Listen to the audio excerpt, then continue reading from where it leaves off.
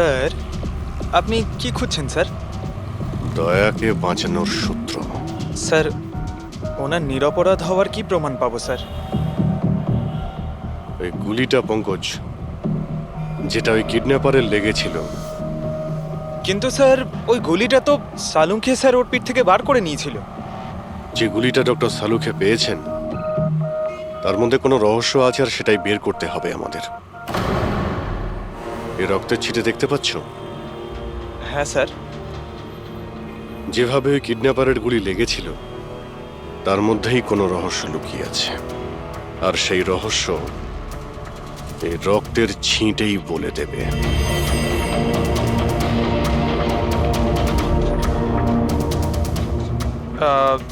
Sir, রক্তের ফোঁটা কি করে স্যার? আরে ভাই, তুমি জানো না, এই রক্তের ছিটেই আমাদের বলে দেবে যে গুলি কত দূর থেকে চলেছে আর কোন অ্যাঙ্গেল থেকে চলেছে। আর রক্তের ছিটেও আমাদের কিছু বলছে। 1 মিনিট তুমি এখানে দাঁড়িয়ে থাকো তো।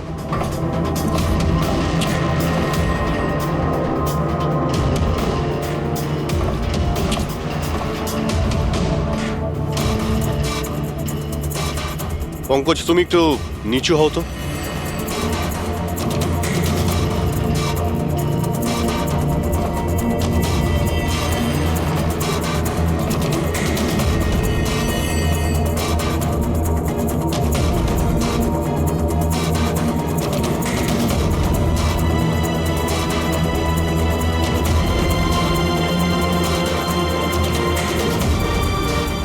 তার মানে গুলি 23 ডিগ্রি অ্যাঙ্গেল থেকে চলেছিল। পঙ্কজ, ওই দিন ওই কিডন্যাপারের উপর একটা নয়, 2টো গুলি চলেছিল। একটা দয়ার বন্দুক থেকে আর একটা অন্য কারো বন্দুক থেকে। স্যার, কিন্তু আমরা তো গুলি একটাই পেয়েছি, তাহলে দ্বিতীয় গুলি কোথা থেকে এলো? ওই দ্বিতীয় গুলিটাই তো আমাদের খুঁজতে হবে। ওই কিডন্যাপারের এখানে গুলি লেগেছিল, ও এখানে পড়েছিল, আর পুতুলটা এইখানে পড়ে। তার মানে দ্বিতীয় গুলিটা যেটা পায়ে লাগার কথা ছিল সেটা এখানেই কোথাও রয়েছে।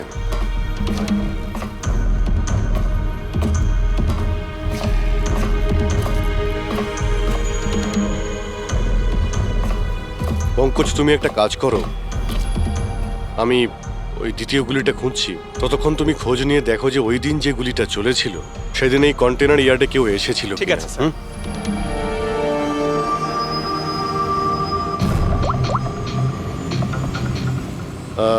মিস্টার সুপারভাইজার, আপনি একটু উপরে আসবেন।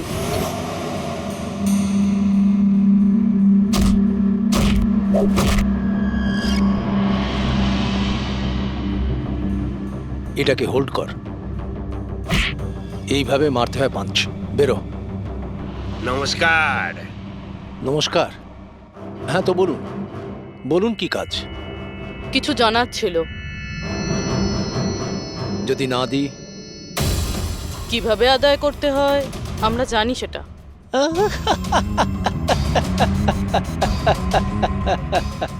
জানেন, আমরা হচ্ছি বক্সার, আর আমাদের হারাতে গেলে আপনাকে একটু শক্তিশালী হতে হবে। মহাশয়, এনাকে এত হালকা ভাববেন না, এনার গায়ে অনেক শক্তি। আপনার মতন 4-4টে পালোয়ানকে এক তুড়িতে উড়িয়ে দিতে পারেন না। ব্যাস, একটা পাঞ্চ, একটা পাঞ্চে এই মেয়েটা পুরো ধরাশায়ী হয়ে যাবে। সেটা তো পাঞ্চ মেরেই বোঝা যাবে, তাই না? যদি সাহস থাকে ময়দানে এসো। আমার ময়দানে যাবার কোনো দরকার নেই। তোমার জন্য আমার যে কোনো ছেলে যথেষ্ট। আর যদি তুমি জিতে যাও, তুমি যা জানতে চাইছো আমি তোমাকে বলে দেব।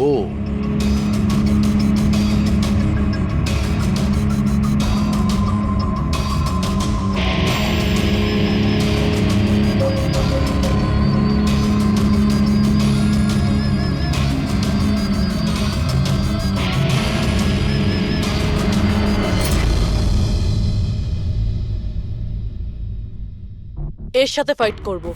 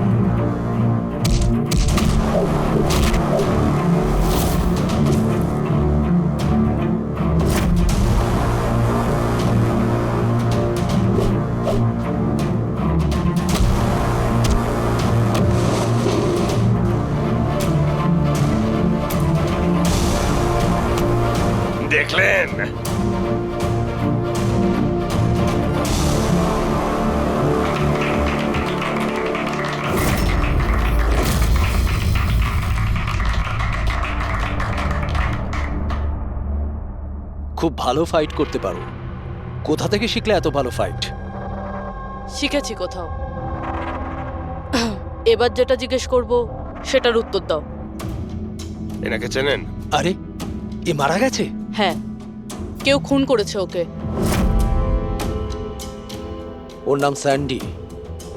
আমি ওকে ট্রেনিং দিয়েছিলাম। এই স্যান্ডির অ্যাড্রেস কিংবা ফোন নাম্বার তো হবে।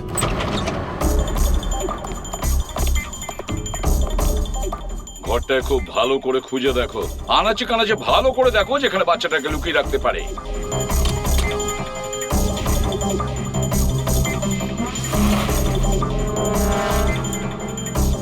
স্যার, হ্যাঁ পুরবি, স্যার এই দেখুন, কাবার্ডে ফটো লাগানো রয়েছে। মাই গড, এ তো মিলির ফটো। আয়ুষীর কেয়ারটেকার। এর ফটো এখানে এলো কি করে? এটার একটাই কারণ হতে পারে, এই মিলি ওই কিডন্যাপারকে চিনতো। হ্যাঁ স্যার, আর আমাদের সামনে এমন নাটক করছিল যেন বাচ্চা হারিয়ে যাওয়ায় সব থেকে বেশি দুঃখ ওরই হচ্ছে। আয়ুষী, ওই মিলির সঙ্গে দেখা করতে হবে। হয়তো ওর কাছেই আয়ুষীর ব্যাপারে সব জানা যাবে।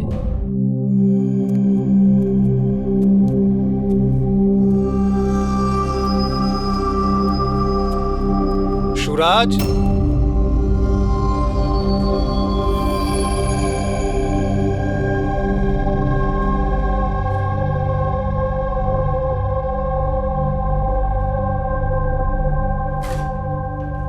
সুরাজ,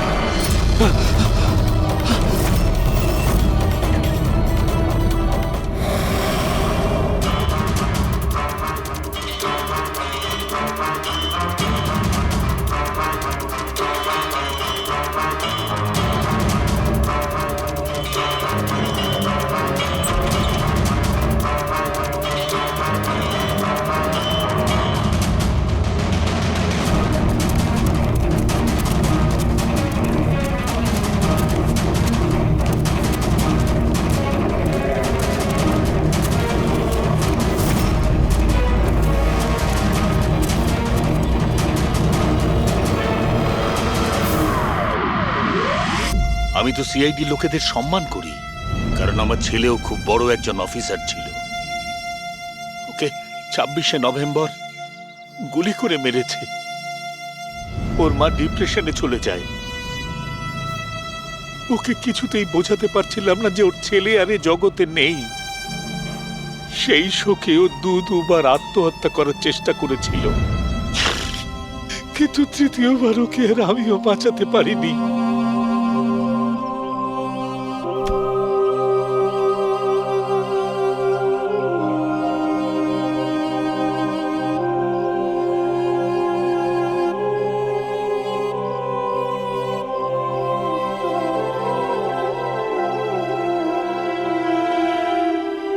বেচারা সুরাজ বেকার বেকার মরে গেল এর চক্করে।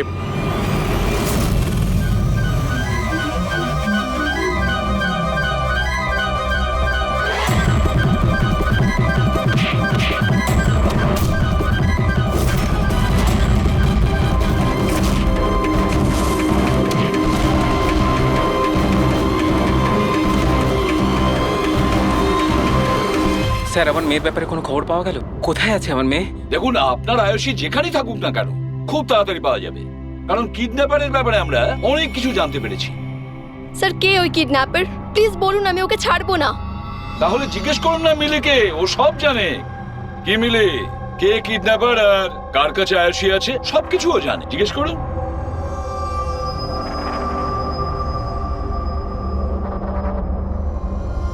স্যান্ডিকে তো চেনো তুমি, তোমারই বলাতে স্যান্ডি এর মেয়েকে অপহরণ করেছে।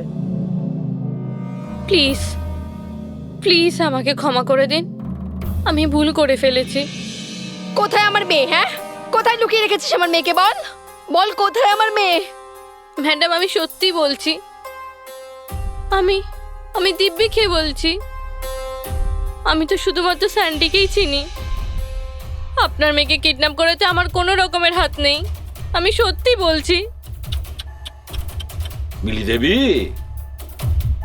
আপনার কি মনে হয় আমরা সিআইডির লোকেরা ঘাসে মুখ দিয়ে চলি? আপনি স্যান্ডিকে চেনেন যেখানে, তার মানে আপনি এটাও জানেন যে আয়ুষীকে কোথায় কিভাবে রাখা হয়েছে, তাই না? তাড়াতাড়ি বলুন। স্যার আমি সত্যি বলছি, ওই স্যান্ডি আমার চারপাশে সবসময় ঘুরে বেড়াতো। ওর মিথ্যে ভালোবাসাটাকে আমি সত্যি ভেবেছিলাম। আমি সত্যি বলছি, আমি কিচ্ছু জানি মিথ্যে না। বলছে। আরে কিছু তো জানেন আপনি, বাচ্চাটাকে কোথায় লুকিয়ে রাখতে পারে ওরা? আমি কিচ্ছু জানি না, আমি কিচ্ছু বলতে পারবো না। স্যার ওই দিন থেকে আজ পর্যন্ত একটাও কন্টেনার বাইরে কোথাও যায়নি, কিন্তু স্যার এই এরিয়ার মধ্যেই আমরা কন্টেনারগুলো এদিক থেকে ওদিক করেছি। আচ্ছা একটা কথা বলো, এই যে এই এরিয়াতে যতগুলো কন্টেনার আছে এই পর্যন্ত, এইগুলোকে এদিক ওদিক করা হয়েছিল? হতে পারে স্যার। আচ্ছা এই কন্টেনারগুলো যখন নিয়ে গিয়েছিলে, কোথায় নিয়ে গেছো, কোথায় রেখেছো মনে আছে? স্যার সেভাবে তো মনে নেই, কিন্তু এই এরিয়ার মধ্যে কন্টেনারগুলো এদিক থেকে ওদিক করেছিলাম। আপনি চাইলে চেক করে নিতে পারেন। চেক তো করতেই হবে।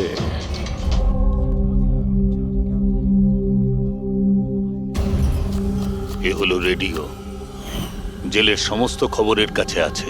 যদি তুমি কিছু জানতে চাও তাহলে এর সঙ্গে কথা বলো, কিন্তু একটা কথা মনে রেখো, একে কখনোই বিশ্বাস করো না, কারণ এ যখন তখন দল বদল করে।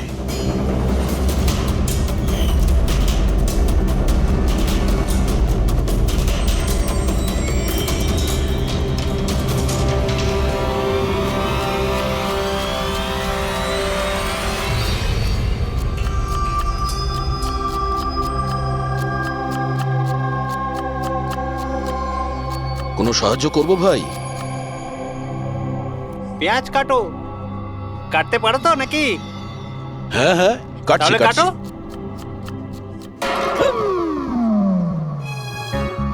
আচ্ছা শরীরটা তো তোমার খুব সলিড, জিম টিম করো নাকি?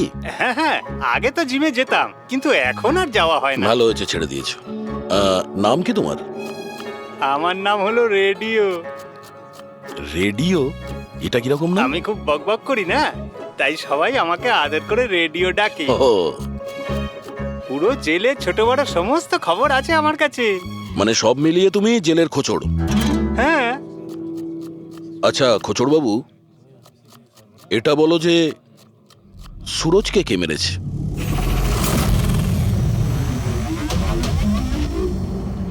কি হলো? তুমি তো এই জেলের সব থেকে বড় খোঁচড়, এটাও জানো না? হ্যাঁ, রেডিও নাম আমার। হাহ। চলো এটা বলো যে প্রমোদকে কে মেরেছে, জানো না? আরে কি ধরনের খোঁচড় তুমি ভাই, ছিঁচকে একদম। কিসের খোঁচড় তুমি? হ্যাঁ, আরে বাবা এটা তো জানো যে প্রমোদ যখন খুন হয়েছিল তখনও কি কাজ করছিল? ও তো জানি ঝুড়ি বানাতো। ঝুড়ি বানাতো? হ্যাঁ। আর এই ঝুড়ি বানানোর কাজে ওর সঙ্গে কে কে ছিল বলো?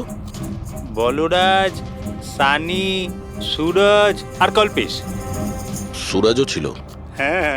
এই সানি, কল্পেশ আর বলরাজ এই সময় জেলে কি কাজ করছে? এই লোকগুলো ওই যে ফার্নিচার তার কারখানায় কাজ করে। হ্যাঁ, তুমি কি ওদের সাথে দেখা করবে? হ্যাঁ চলো দেখা করি। চলো চলো, তাড়াতাড়ি হাত চালাও, এখন অনেক রান্না বাকি আছে। হ্যাঁ করছি তো, এই তো তখন থেকে বিরক্ত করছে আমায়। আমি কোনো উপায় বার করছি।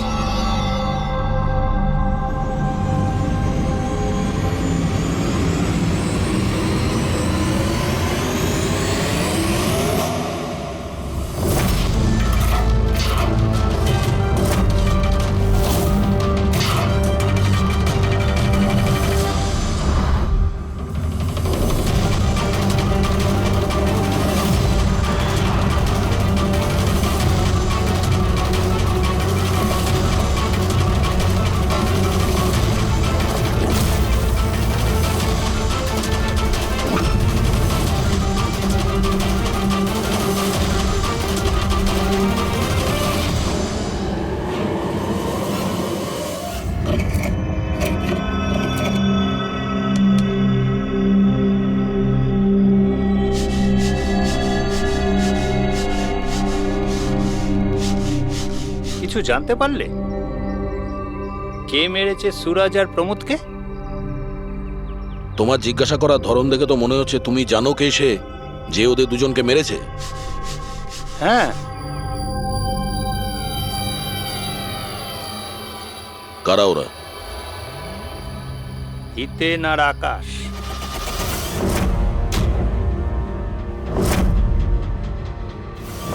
এত তাড়াতাড়ি বলে দিল? কিচেনে তো ভুলভাল বকছিল। নিশ্চয়ই কোনো গন্ডগোল আছে এই রেডিওর। সকালে আমি যখন তোমাকে জিজ্ঞাসা করলাম তখন তুমি আমায় কেন বলোনি? রহস্যের ব্যাপার এত তাড়াতাড়ি বলতে নেই। আর আমার তো এটাও জানা আছে যে ওই শক্তিশালী লোকটা আসলে কে, যাকে ওই দুজন মারার কথা আলোচনা করছি। যেটা প্রমোদ শুনেছিল। কে সেই ক্ষমতাবান লোকটা? শুনে কিন্তু রেগে যেও না। তোমাকেই মারার প্ল্যান করছে ওরা। আমাকে?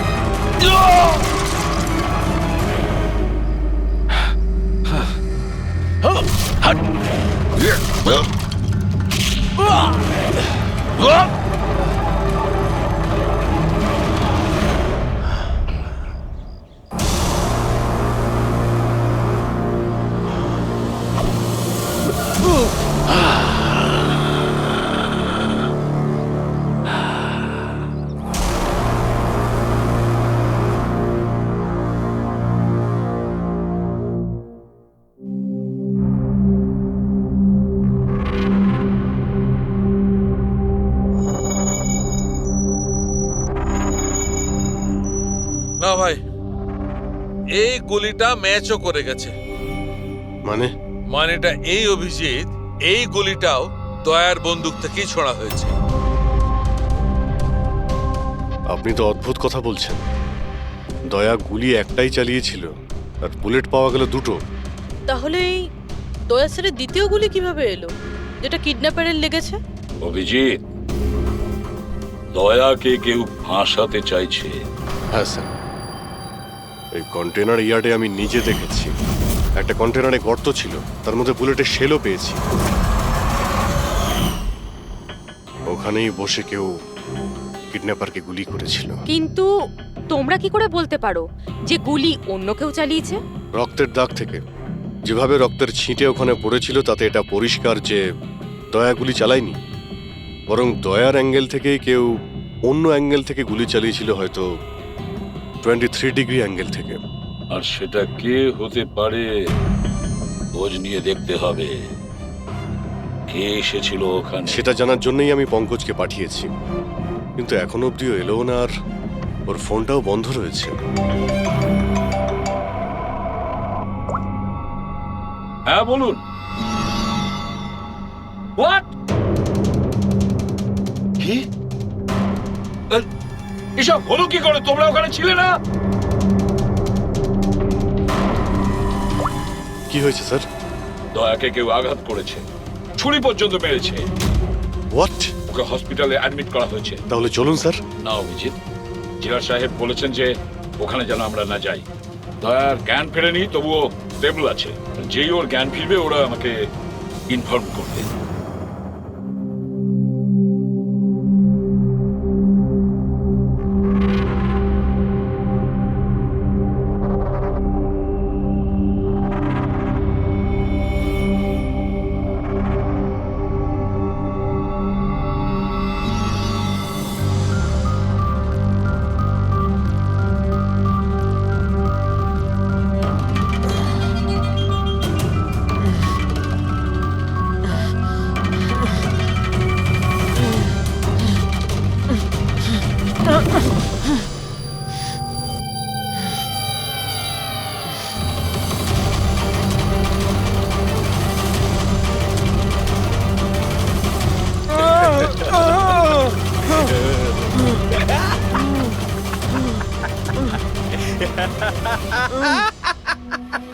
যত হাসার হাস, তোর আর বেশি দিন বাকি নেই।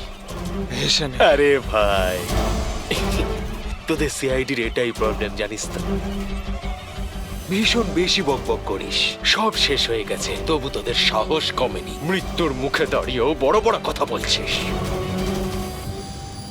এই স্বভাব না মরার আগের মুহূর্ত অব্দি যাবে না, বুঝেছিস? আচ্ছা, তাহলে আমি নিঃশ্বাসটাই বন্ধ করে দিই। আমাকে যে ফলো করে তাকে আমার একদম পছন্দ হয় না। কোনো অপরাধী, বুদ্ধিমান অপরাধী নিজের পেছনে কোনো প্রমাণ ছেড়ে যায় না। প্রমাণ তো তুই ওখানেই ফেলে এসেছিলি। তুই গিয়েছিলিস না ওখানে, ওই আড়ে? ও, তাহলে তোরা কান ধরতে গিয়ে মাথা পর্যন্ত পৌঁছে গেছিস। মিস্টেক, অনেক বড় মিস্টেক। কোনো ব্যাপার না, ভুলটা না হয় শুধরে নিচ্ছি। মরার আগে কোনো শেষ ইচ্ছে? তুই দয়া স্যারকে ফাঁসিয়েছিস। Very simple. আমি কন্টেনারে লুকিয়েছিলাম, ওর মধ্যে থেকে আমি এমন একটা হোল বানিয়েছিলাম যেটা দিয়ে আমি সবকিছু পরিষ্কারভাবে দেখতে পারি, কে কি করছে। বুঝলি, দয়া তো এটা জানতোই না যে ওর ঠিক পিছনের কন্টেনারে আমি লুকিয়েছি। স্যান্ডি এটা ভেবেছিল যে দয়াকেও ব্যস্ত রাখবে আর আমি দয়াকে গুলি করে দেবো, কিন্তু স্যান্ডি তো এটা জানতোই না যে ও বেচারা। খুব স্মার্ট না? একটা প্রশ্নের উত্তর দে। চল বল বল। আরে জিজ্ঞেস কর, শুরু কর। দয়া স্যারের বুলেট কোথা থেকে পেলি তুই? খুবই সহজ ছিল। ফায়ারিং রেঞ্জ থেকে আমরা একটা বুলেট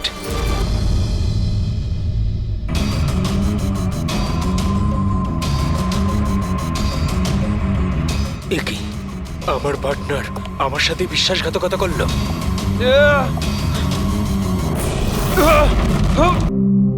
স্যার, দয়া স্যার কেমন আছেন? এখন দয়া ঠিক আছে, চিন্তার কোনো কারণ নেই। দেখো অভিজিৎ, খুব বড় প্ল্যানিং করেছিল ওরা দয়াকে ফাঁসানোর জন্য। হ্যাঁ স্যার, আর এই কিডন্যাপিংটা ওই প্ল্যানেরই একটা পার্ট। আর ওরা স্যান্ডিকেও ডাবল ক্রস করেছে। ওকে বলেছিল দয়াকে মারতে, আর ওকেই মেরে দিয়েছে। তাহলে কি তুমি বলতে চাইছো ওই কিলারের কাছে দয়ার গানের গুলি ফায়ারিং স্পটে পাওয়া গেছে?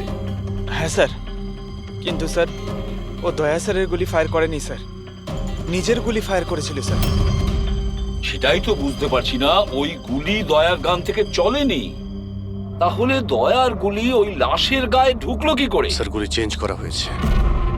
কিডন্যাপারের গায়ে যে গুলি ছিল সেটাকে বের করে সেই জায়গাতে দয়ার গুলি রেখে দেয়। কিন্তু স্যার, লাশটা তো কন্টেনার ইয়ার্ড থেকে সোজা ফরেনসিক ল্যাবে এসেছিল, তাহলে গুলি বদল হলো কখন এবং কোথায়? রাস্তায় ফেডরিক, গুলি রাস্তায় বদলানো হয়েছে, অ্যাম্বুলেন্সের ভেতরে। সাহেব সাহেব সাহেব সাহেব, ওই কাজটার জন্য আমি তার টাকা পেয়েছিলাম সাহেব। আমাকে বলেছিল যে রাস্তার মধ্যে শুধু 5 মিনিটের জন্য গাড়ি থামাতে, তাই আমি জুস খাওয়ানোর জন্য ড্রাইভারকে নিচে নিয়ে গেছিলাম সাহেব।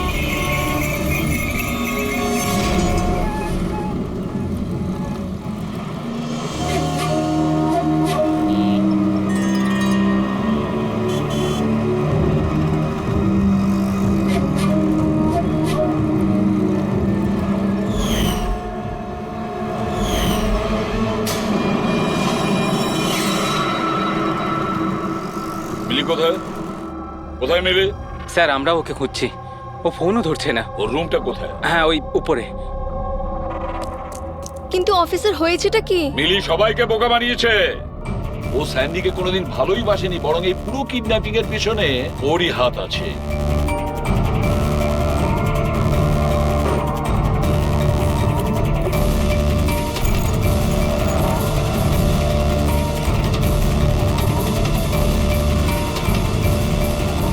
স্যার, এই ছবি মিলির ঘরে ছিল।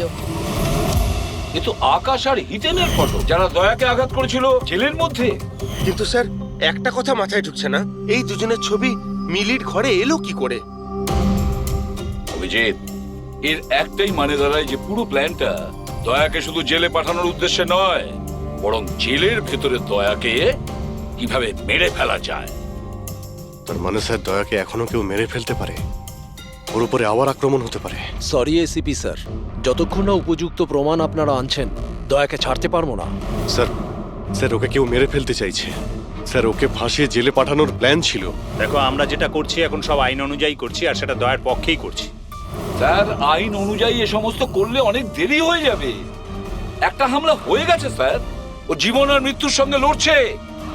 এসিপি সাহেব, আপনি একজন সিনিয়র অফিসার, আপনি খুব ভালোভাবে জানেন প্রোটোকলের নিয়ম অনুসারে আমরা আমাদের নির্ণয় বদলাতে পারি না। স্যার কিন্তু আই এম সরি এসিপি সাহেব, please.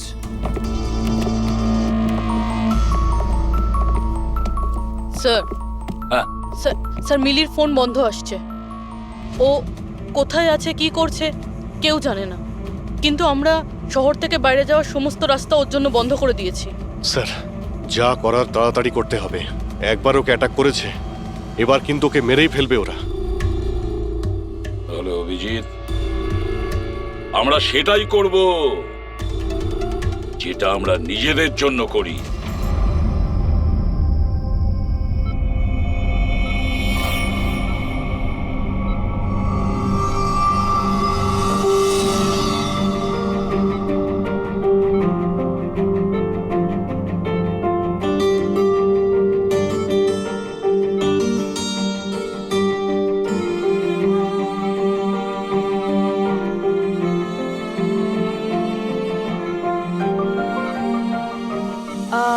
I am sorry sir, visiting time শেষ হয়ে গেছে, আপনাদেরকে বাইরে যেতে হবে। আমি পেশেন্টের ব্যান্ডেজ চেঞ্জ করব।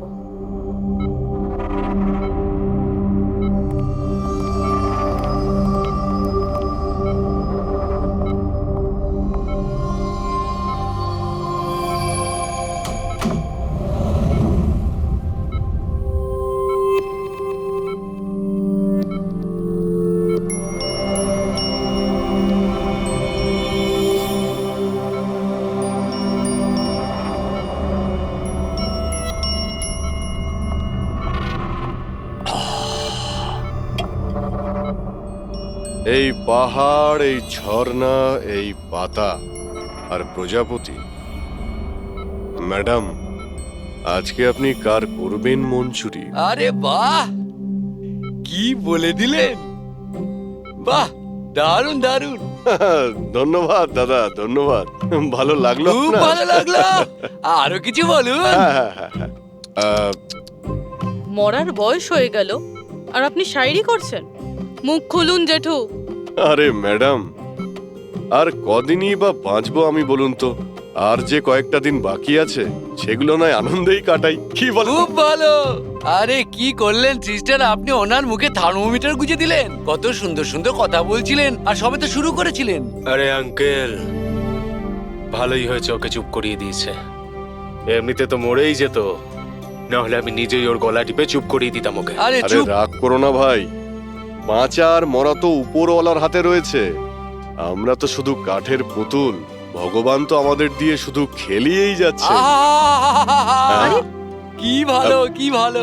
আরে তোমার যদি ভালো না লাগে তুমি কান বন্ধ করে শুয়ে পড়ো, আমার খুব ভালো লাগছে, আমাকে শুনতে দাও। আরেকটা বলুন, আরেকটা বলুন। হ্যাঁ হ্যাঁ অবশ্যই, এবার শুরু করি। চাঁদ লুকিয়ে রয়েছে মেঘের মধ্যে।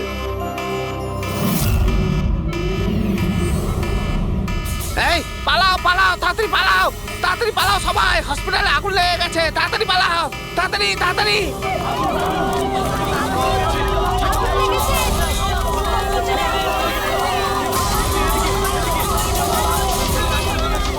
আরে খুনি তার খেলা শুরু করে দিয়েছে।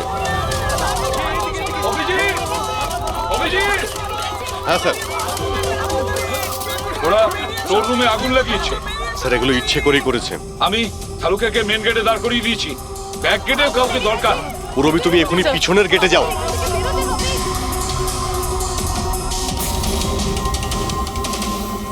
অভিজিৎ, হ্যাঁ স্যার। দয়ার খেয়াল রাখো, তার সঙ্গে থাকো।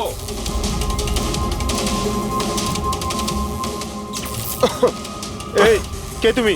কোথায় আসছো? আসলে কি আমি কি কি এদিকে কি? না আসলে আগুন লেগেছে না, তাই ভাবলাম যে এদিক দিয়ে রাস্তা এদিকে আছে কোনো রাস্তা নেই, যাও নিচে যাও, চলো নিচে যাও।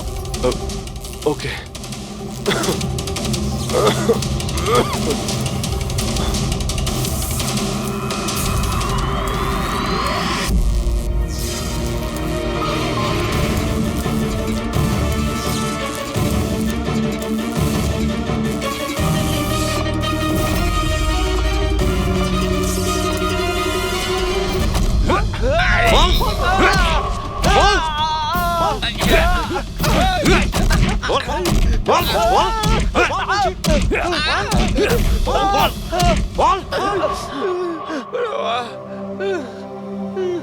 আমি তোমাদের দুজনকে আধ ঘন্টার সময় দিচ্ছি, তাই এই আধ ঘন্টার মধ্যে সম্পূর্ণ সত্যিটা তোমাদের মুখ থেকে শুনতে চাই। বলো, কে পাঠিয়েছে তোমাদের দয়াকে মারার জন্য?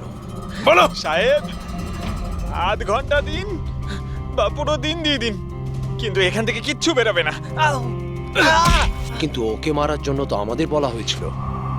এমনটা নয় তো, এদেরও দয়াকে মারার জন্য টাকা দেওয়া হয়েছে। আমরা আমাদের বাকি টাকাটা পেয়ে যাব তো?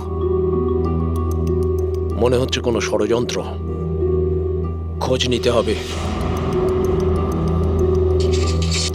তাহলে কি বলছিস কাঁকড়া?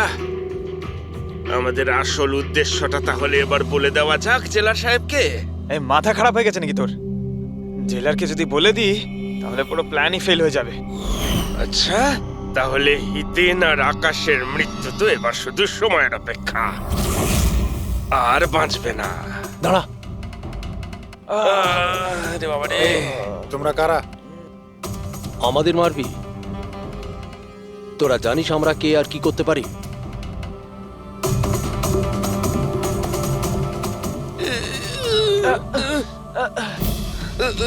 ওরে বাবা রে, মরে গেলাম। ওরে বাবা।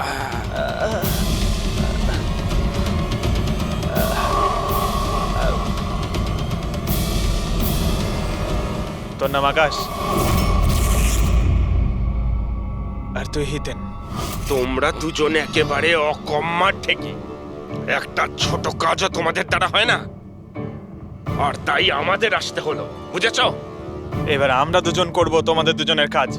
এই যে ছড়িয়ে 56 করেছো না, সব আমাদের ঠিক করতে কিন্তু হবে। আমাদের তো দয়াকে মেরে ফেলার জন্য বলা হয়নি, শুধু আঘাত করতে বলা হয়েছিল। এই চুপ কর, পাগল নাকি? কি বলছিস কি? হ্যাঁ আরে সত্যি তো বলছি। ওদের বলছিস কেন? আরে একই কাজ আমাদেরকেও দিয়েছে, এদেরকেও দিয়েছে। টাকা তো দিয়েছে। হ্যাঁ, আর যদি আমরা বাকি টাকাটা না পাই তাহলে? কি টাকা দেবে না? আমি কি ছেড়ে দেবো? কিন্তু এদের বলছিস কেন?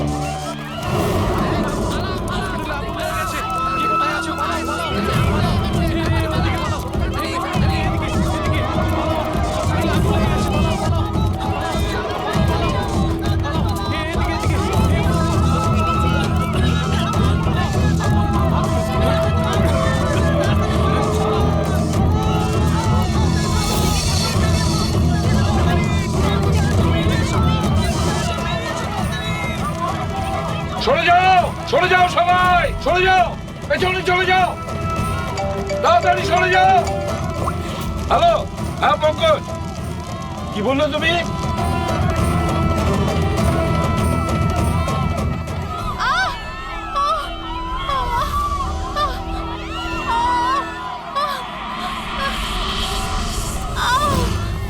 কি হলো? কেউ ধাক্কা দিয়ে ফেলে দিয়েছে। আচ্ছা, আঘাত পেয়েছি, হাঁটতে উঠুন পারছি না। তাড়াতাড়ি আসুন।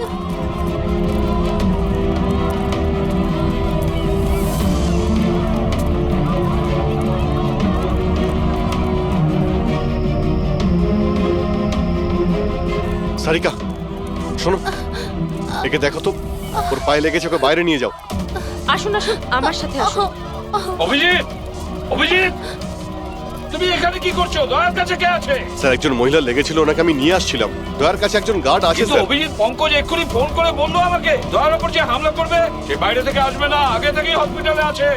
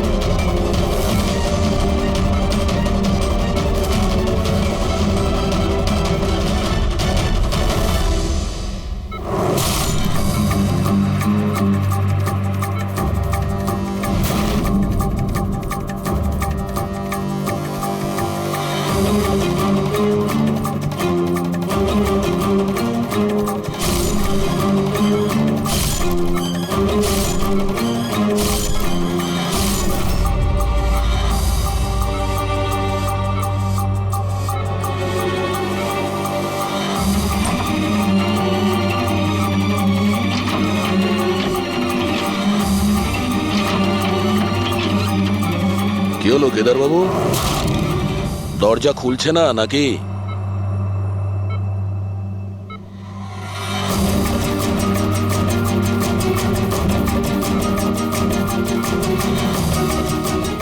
তুমি ছুরিটা খুব ভালো চালাও, কিন্তু আফসোস এই শিল্পটা আজ কাজে লাগলো না।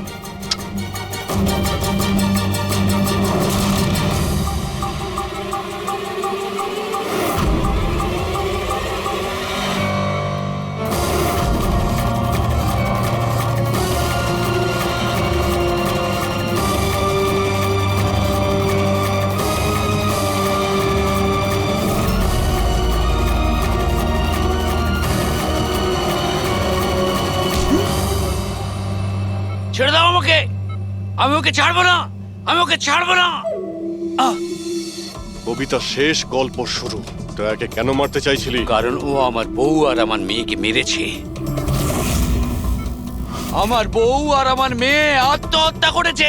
ও যদি আমাকে জেলে না পাঠাতো তাহলে ওরা কিছুতেই এটা করতো না। অপরাধ করলে শাস্তি তো পেতেই হবে, তাই না? অনেক বড় প্ল্যানিং করেছিলি না তুই? বাচ্চাটাকে কিডন্যাপ করালি, কন্টেনার ইয়ার্ডে গুলি চালালি, আর দয়াকে ফাঁসানোর জন্য গুলিটাও চেঞ্জ করে দিয়েছিলি।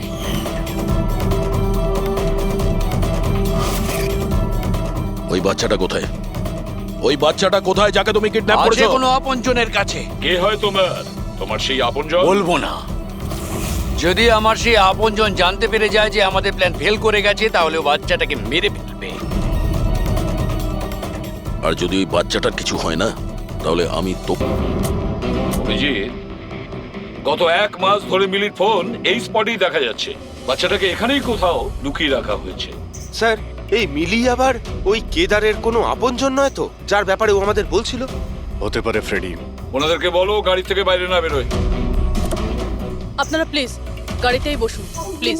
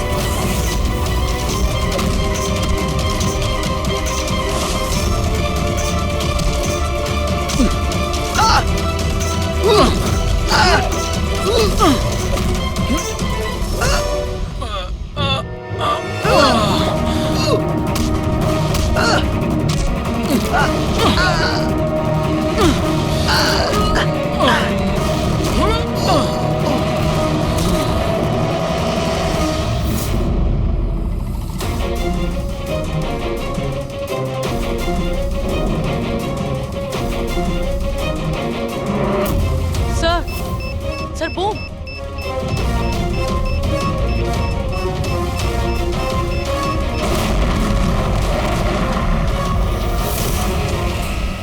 মিলি দাও, মিলি পালাবে না। বাচ্চাটাকে, বাচ্চা পড়ে যাবে। বাচ্চাটাকে আমাদের দিয়ে দাও। আমাকে বাধা দিও না, আমি বলছি আমাকে যেতে দাও, না হলে আমি বাচ্চাটাকে ফেলে দেবো। দেখো তুমি যা করছো খুব ভুল করছো। ঠিক আছে, আমি এরকম কিচ্ছু করব না। আপনারা আপনাদের গান নিচে রাখুন। ঠিক আছে।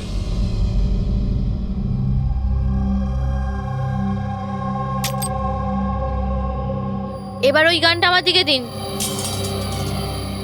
তুমিও।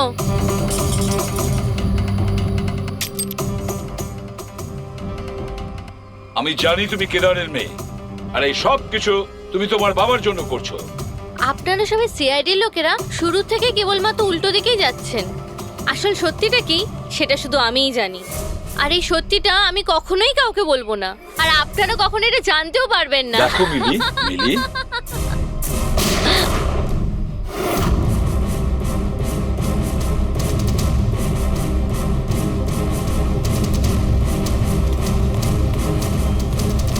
আমার মেয়ে, আমার এটা মেয়ে। কি করলে তুমি? ওকে গুলি করলে? এ আমার মেয়েকে মেরে ফেলতো, আমি কি আর করতাম? আরে পায়ে গুলি করতে পারতে। শুধু ওই ছিল যে দয়াকে নিরপরাধ প্রমাণ করতে পারতো, আর তুমি ওকে মেরে ফেললে। শুধুমাত্র এই নয় স্যার, আরো একজন মানুষ আছে যে আমাকে নিরপরাধ প্রমাণ করতে পারে। সে কে দয়া? স্যার অঙ্কুশ নাম তার। অঙ্কুশ? অঙ্কুশের নাম শুনেই তোমার কপাল দিয়ে ঘাম ঝরে পড়লো? না আসলে গরম তো খুব, তাই। গরমের জন্য না, অঙ্কুশ নামটা শোনার পরে গরম লেগে গেল। কি উল্টোপাল্টা বলছেন আপনি? অঙ্কুশ ওরফে জিগর, আর তুমি কেদারের ছেলে। হোয়াট? এই পুরো খেলাটা তুমি খেলেছো। অঙ্কুশ ওরফে জিগর, পুরো খেলাটা তোমার ছিল, ওটা মিলির ছিল না। হ্যাঁ, এই পুরো খেলাটা আমিই তৈরি করেছি। আমি দয়াকে অ্যারেস্ট করব।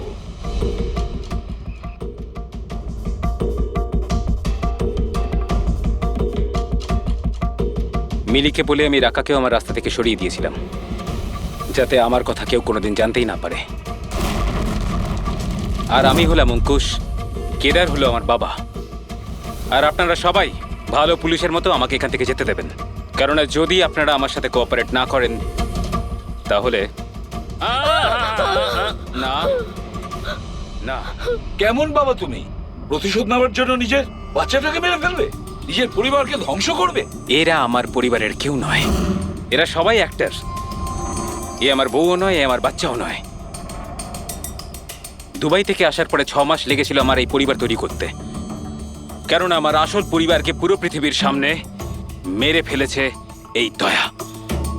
আমার মাকে, আমার বোনকে, আমার বাবাকে জেলে পাঠিয়ে দিয়েছে। তোমার শত্রুতা আমার সঙ্গে, তোমার বদলা নিতে হলে আমার সঙ্গে নাও। গুড বাই দয়া।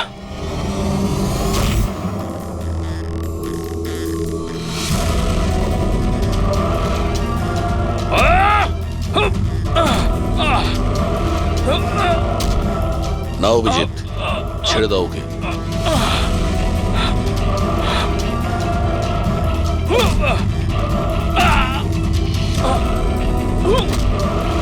আইনের হাত শুধু লম্বা নয়, শক্তিশালীও হয়।